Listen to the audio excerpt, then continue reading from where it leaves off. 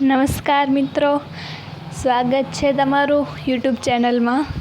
હમણાં ઘણા દિવસથી આ વિડીયો બનાવ્યા નથી, તો આજે આપણે વિડીયો બનાવશું કે કસી ચડાવવા કેમ જોડવા। ઘણાને પ્રોબ્લેમ થતી હોય છે કે કસી ચડાવવામાં ફિટિંગ નથી આવતી, તો આનો આજે વિડીયો બનાવશું। અને હા, જો ચેનલમાં નવા હો તો તરત જ સબસ્ક્રાઈબ કરી દો।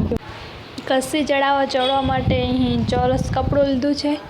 તમે જોઈ શકો છો, જે ચોરસ કપડું છે એના બે કટ કરવાના છે। જેવી રીતના વિડીયોમાં બતાવવામાં આવે છે એ પ્રમાણેથી વચ્ચેમાં અહીંયાથી કટ કરી દેવાનું છે, જેથી એ બે શેપ થઈ જાય ત્રિકોણ આકારના। અને જે બે ત્રિકોણ આકારના શેપ થઈ જાય એને અલગ અલગ કરી દેવાના છે, એનાથી બંને કસી લગાડવામાં આવશે।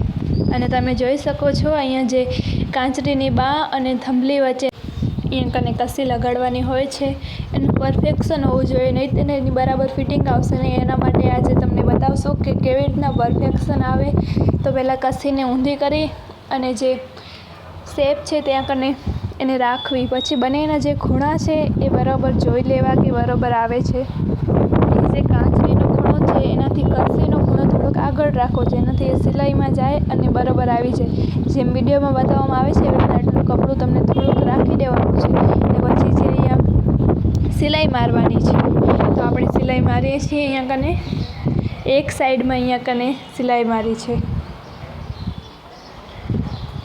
એક સાઈડમાં સિલાઈ મારી હશે। પછી એવી રીતના શેપ આવશે જે તમને વિડીયોમાં તમે જોઈ શકો છો। પછી એવી જ રીતે આપણે બીજી સાઈડ ઊંધું કરીને જેમ તમને વિડીયોમાં દેખાય છે એવી રીતના પરફેક્ટ રીતે ઊંધું કરવાનું છે, નહીંતર અંદર કપડું આવી જશે તો પ્રોબ્લેમ થશે। કપડું ના આવે એ રીતે જોઈને સિલાઈ મારી દીધી છે। બંને સાઈડ આપણે અહીંયા કને સિલાઈ મારી છે। હવે તમે જોઈ લો કે કેવી રીતના પરફેક્ટ અહીંયા કને કસી ચોડાઈ ગઈ છે, બિલકુલ ક્યાં પણ કંઈ પ્રોબ્લેમ નથી જોવા મળતી। એવી જ રીતે આપણે આ સાઈડ જેવી રીતના કસી ચોડી એવી જ રીતે બીજી બાજુમાં અહીંયા કને લગાડવાની છે। વચ્ચે રાખીને પહેલાં એક સાઈડની સિલાઈ, પછી બીજી સાઈડની સિલાઈ, જેનાથી કસી પરફેક્ટ આવી જશે।